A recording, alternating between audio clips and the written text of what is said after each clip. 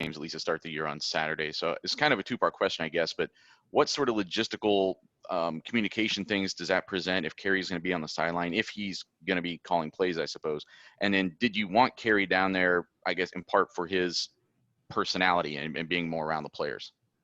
We just talked about, first off, you always want to have somebody who can recognize what's going on in the front end, and then somebody who can recognize what's going on in the secondary and the back end. And I think that, Greg can recognize things really, really fast. He can see things from up there. He can make adjustments and call things really quickly. And, between he and Kerry, I think the communication will be really good. They'll call the game and make sure that, we're into the right defense and make adjustments quickly. I think Matt Barnes can really see the back end well. I think it will be good to have Kerry down there for some of the younger secondary guys that, that maybe haven't played as much. I think that's going to play into this as well. So, we'll kind of just analyze it after the first week and see where we're at. All righty, next up, Clay Hall. Hey, Coach. Actually, a question from the news side. I know how vigilant you are about COVID. They're wondering, because Nebraska is on that travel advisory list, any concerns about them coming here? Well, I think, we're following the Big Ten protocols and the daily testing, and because of the dashboard and because we're able to recognize and share information between universities, that's giving us all certainly a peace of mind, and it's all transparent. And just like us, we test on a daily basis, and Ohio Stadium is some of the strictest protocols there are in the state and around the country. So because of that, I think that, we're in a good place. Thank you. All right, next up, Bill Landis from The Athletic. Bill. Ryan, I know you guys aren't staying in the Blackwell like normal, but will the players be staying just in their normal apartments on Friday nights? And then on Saturdays, what are the protocols in terms of interaction with their family members after the game? Yeah, we've really recommended pretty strongly that their parents, really try to keep their distance. From what we've learned from other schools is that, when family and friends come to see them play, and I know it's very difficult, but after the game when they all get together, it's just more exposure. It's more of an opportunity for people to come in, and if one person has it, then all of a sudden we're creating a problem. And so we're asking for, not that we can force them to, but we're asking for them to really help, and by really keeping their distance and not going over and spend time with them after the game in their apartments and things like that. And we are going to be staying at a hotel the night before the game, and I'm going to try to do the best we can to isolate these guys and do what's right.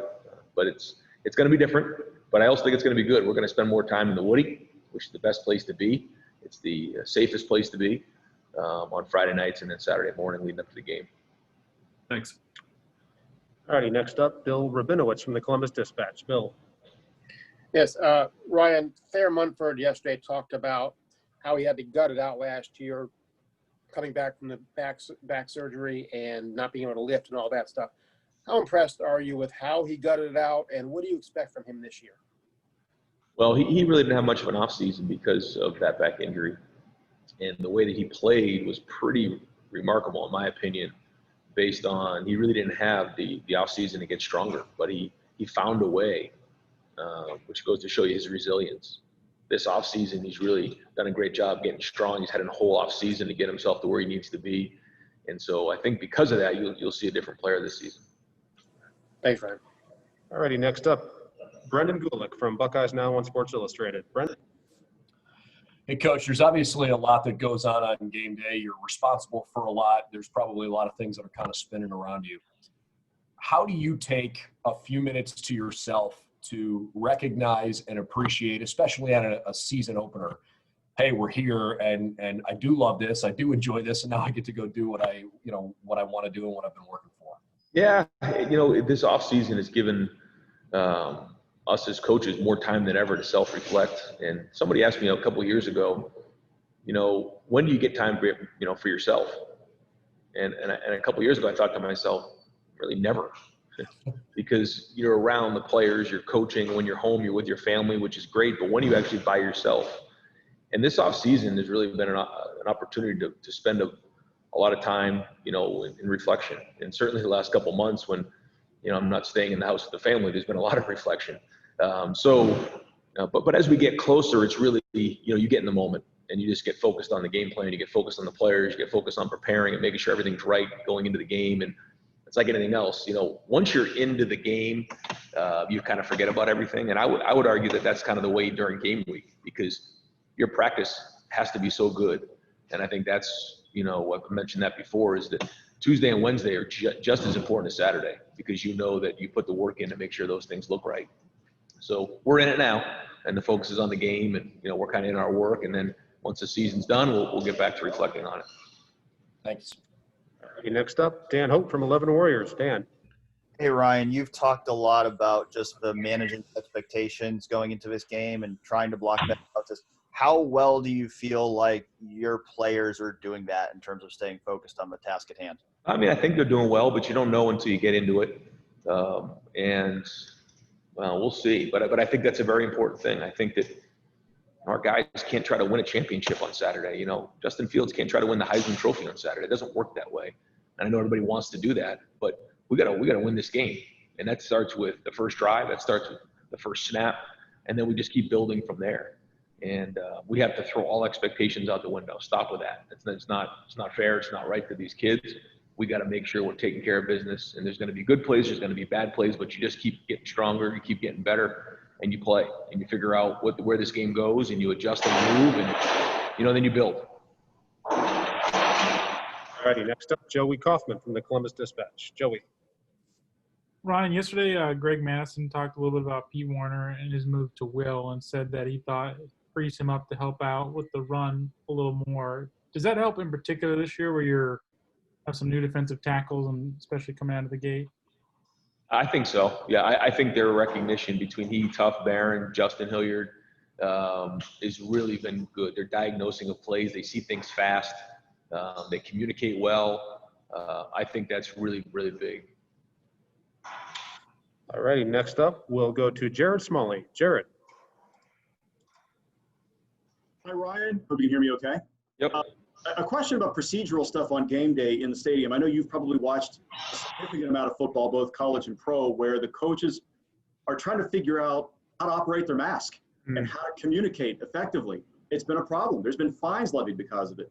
Have you actually researched it? Have you tried different masks to figure out what you can wear that will help you do your job without, worrying about those elements of it? No, I have, and that's why we've been in the stadium the last 3 weeks trying to figure that part of it out, communicating on the headset. It is not ideal, because when you say something in the heat of the battle that sounds alike, you can get your team sideways really fast.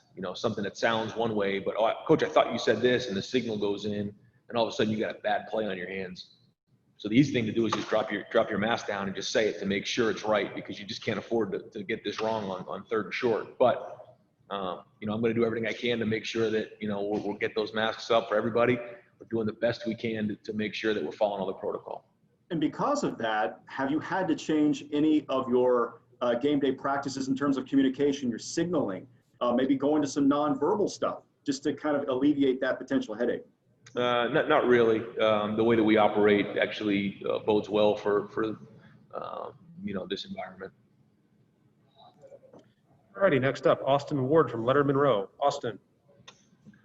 Ryan, seemed like quite a coincidence that both the freshman QBs got the stripe off on the same day.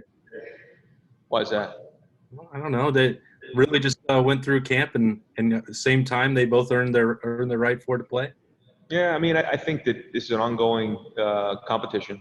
It's if it was a spring and a preseason and a body of work, then I think it would be fair to say one's in front of the other.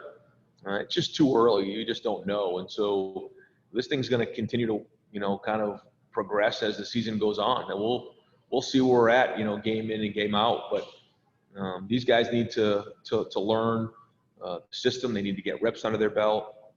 The other thing is they got to learn what it's like to be a quarterback at Ohio State. It's not like most places. You don't have the luxury of going in there and having a bad game or having a bad play. It's just not going to work that way at Ohio State. And so that's part of the maturity process that both of those guys are learning. They're getting better, and that's what's exciting to see. Thanks, Ryan. All right, got time for two more. We'll go to Dave Biddle from 247 Sports, and then wrap it up with Tony Gerdeman. Dave. Hi, Ryan. Is Antoine Jackson a guy that really needs to step up for you guys at defensive tackle? And just what are your expectations for Antoine now that he's a fifth-year senior? Yeah, to bring some veteran play to the table. He has been around a lot. He's talented. He's going to have to step up in a big way and take on a lot of snaps and be a guy that, we can really count on and be durable throughout the whole season. It's going to be an 8-game run, in the regular season, and he's going to have to be a big part of that and be a staple inside for us. It's going to be very important and directly affect, the success of our defense. Thank you. All right, and the final question goes to Tony Gerdeman from Buckeye Scoop. Tony. Ryan, just wondering how Marcus Williamson closed out things, how he's closed out camp, and how comfortable you feel with him in that role, which is very important for your defense. No, he's finished well. He's finished really how he started, which is strong. We feel comfortable playing him. Been impressed with the way he's handled himself. He's again, this is a guy who's been in the program now for a while, and I think it's really showing. He's developed in a big way. He's matured in a big way, and we're expecting him to be a big part of our defense. Thank you. Coach, thank you for your time. Appreciate it, and we'll talk to you after the game Saturday. All right, guys. Thanks. Thanks, Coach. Thanks, Mike.